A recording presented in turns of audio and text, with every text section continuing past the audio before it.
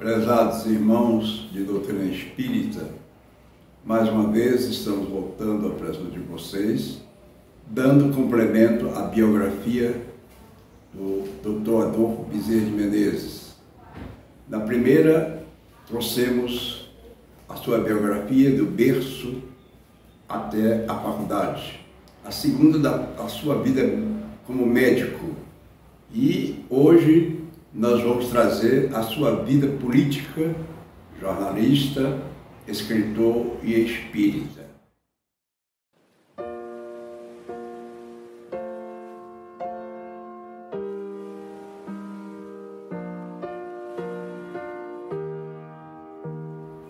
Bezerra de Menezes, com seu grande coração, iria semear até o fim do século XVIII tudo ao seu alcance para ajudar os menos favorecidos, destacando-se principalmente seu carinho e sua dedicação profissional. Os moradores pobres do Rio de Janeiro, vendo em Dr. Bezerra de Menezes, o anjo dos excluídos, encontraram alívio em seus sofrimentos. Para tanto, era necessária uma voz altiva nos meios políticos. Em 1860, em uma reunião política, alguns amigos levantaram a candidatura de Bezerra de Menezes pelo Partido Liberal como representante da paróquia de São Cristóvão, onde então ele residia, e era também assento da Câmara. Sentiu-se, portanto, convocado para representar diante do parlamento os direitos dos brasileiros pobres. Com essa iniciativa conseguiu uma cadeira na Câmara dos Vereadores do Rio de Janeiro. Foi eleito depois deputado provincial pelo Rio de Janeiro em 1866, apesar da oposição do então primeiro-ministro Zacarias de Góes e dos seus chefes liberais. Depois, então, ele afastou-se por um tempo da política, voltando novamente a se candidatar como vereador no período de 1873 a 1885, ocupando várias vezes as funções de presidente interino da Câmara Municipal, efetivando-se em julho de 1878, no cargo que corresponde atualmente ao de prefeito. Foi eleito deputado-geral pela província do Rio de Janeiro no período de 1877 a 1885, ano em que encerrou sua carreira política. Nesse período acumulou o exercício de presidência da Câmara e do Poder Executivo Municipal. Em sua atuação como deputado, destacaram-se algumas iniciativas pioneiras.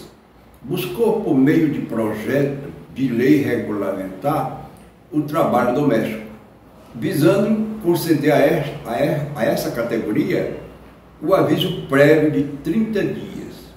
Denunciou os perigos da poluição, que já naquela época afetava a população do Rio de Janeiro, promovendo providências para combatê-la. Foi membro, a partir de 1882, das comissões de obras públicas. Como na sua vida empresarial, foi sócio fundador da Companhia de Estrada de Ferro Macaé e Campos.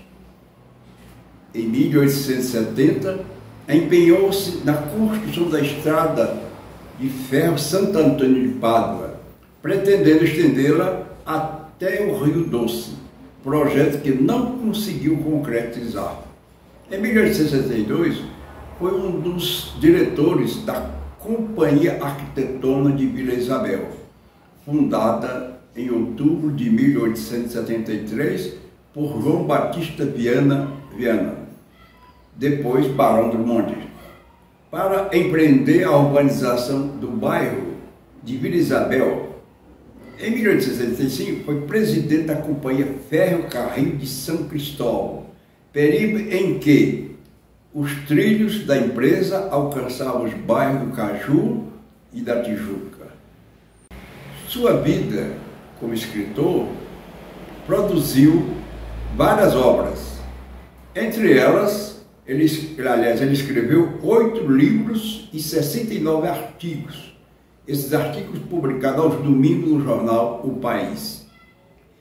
Entre esses livros que ele publicou, nós trouxemos para vocês alguns. A escravidão no Brasil e as medidas que convém tomar para extingui-la sem dano para a nação, em 1869.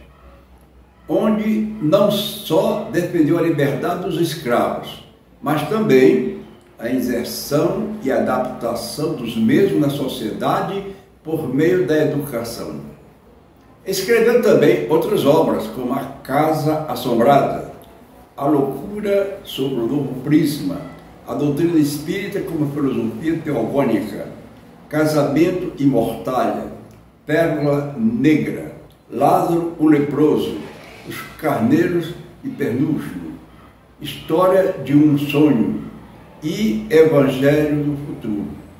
E 3 livros contendo 316 artigos publicados na cidade do Porto, Portugal, em 1907. Ele, então, depois de toda essa sua jornada, chegou ao Espiritismo. E isso deu-se no ano de 1875, ao receber de presente o Livro dos Espíritos, oferecida para o seu grande amigo, Dr. Joaquim Carlos Travasso. Bezerra, ao ler o livro, disse: lia, mas não encontrava nada que fosse novo para meu espírito. Entretanto, tudo aquilo era novo para mim. Parece que era espírita inconsciente. Outro fato que contribuiu para a sua adesão à doutrina espírita foram as curas que ele presenciou no ano de 1882, feita pelo médium João Gonçalves do Nascimento. Após estudar por alguns anos as obras de Allan Kardec, em 16 de agosto de 1886, aos 55 anos de idade, perante grande público estimado, conforme os seus biógrafos, entre 1.500 e 2.000 pessoas, no salão de conferência da Guarda Velha, no Rio de Janeiro. Em longa oração, justificou sua oposição em abraçar o Espiritismo. O evento chegou a ser referido em nota publicada pelo jornal País, periódico de maior circulação da época. No ano seguinte, a pedido da Comissão de Propaganda do Centro União Espírita do Brasil, iniciou a publicação de uma série de artigos sobre a doutrina em O País, na seção intitulada Espiritismo, Estudos Filosóficos. Os artigos saíram regularmente aos domingos, no período de 23 de outubro de 1887 a dezembro de 1893, assinados sobre o pseudônimo de Max. Na década de 1880, o incipiente movimento espírita da capital e no país estava marcado pela dispersão de seus adeptos e das entidades em que se reuniam. Já havia também uma clara divisão entre 2 grupos de espíritas: os que aceitavam o espiritismo em seu aspecto religioso, maior grupo, o qual se incluía o Bezerra de Menezes, e os que não aceitavam o espiritismo nesse aspecto. Nesse clima que Bezerra foi eleito presidente da Federação Espírita Brasileira em 1889. Durante sua administração, iniciou o estudo sistemático de O Livro dos Espíritos nas reuniões públicas das sextas-feiras, passando a redigir o Reformador. Exerceu ainda a tarefa de doutrinador de espíritos obsessores. Organizou e presidiu o Congresso Espírita Nacional no Rio de Janeiro, a 14 de abril, com a presença de 34 delegações de instituições de diversos estados. Neste período, assumiu a presidência do Centro Espírita União do Brasil, de 22 de abril a 22 de dezembro de 1890. Nos anos de 1890 a 91, foi eleito vice-presidente da FEB. E de 1890 a 1891 foi vice-presidente da FEB na gestão de Francisco de Menezes Dias da Cruz, época em que traduziu o livro Obras Póstumas de Allan Kardec, publicado em 1892. Em fins de 1891, registrava-se importante divergência entre os espíritas e fortes ataques exteriores ao movimento.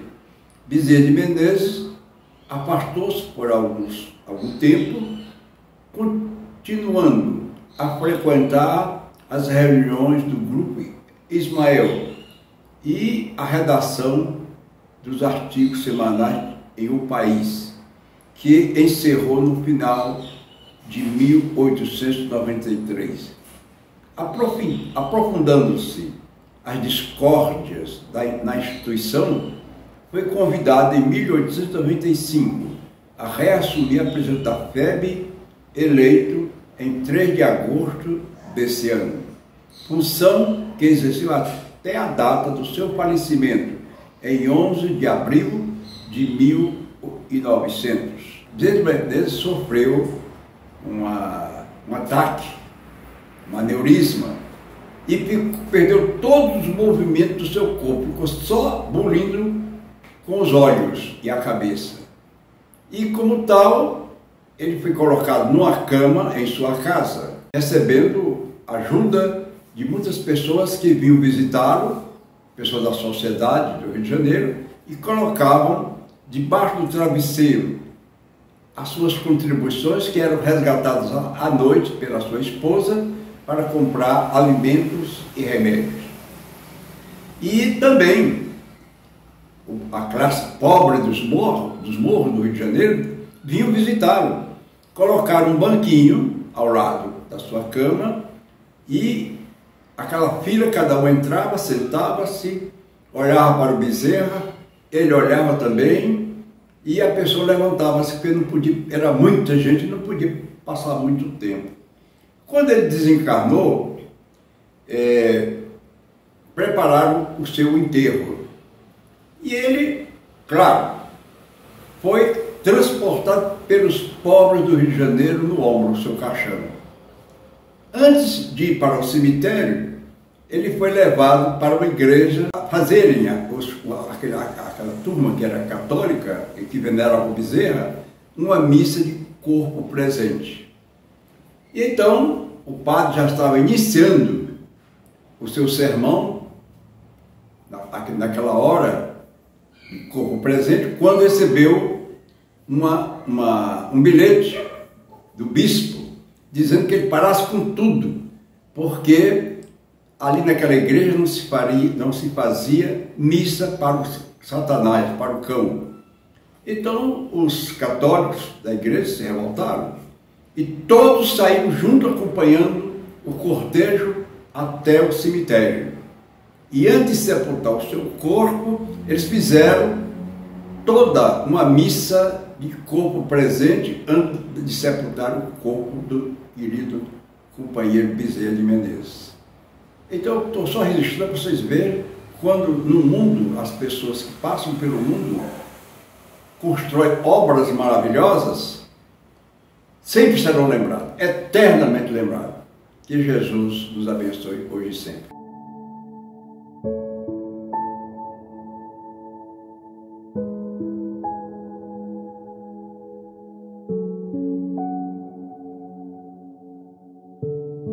Nós trouxemos para os companheiros um livro que poucas pessoas talvez não conheçam, mas eu acho de grande importância as pessoas que estudam a doutrina espírita conhecer este livro.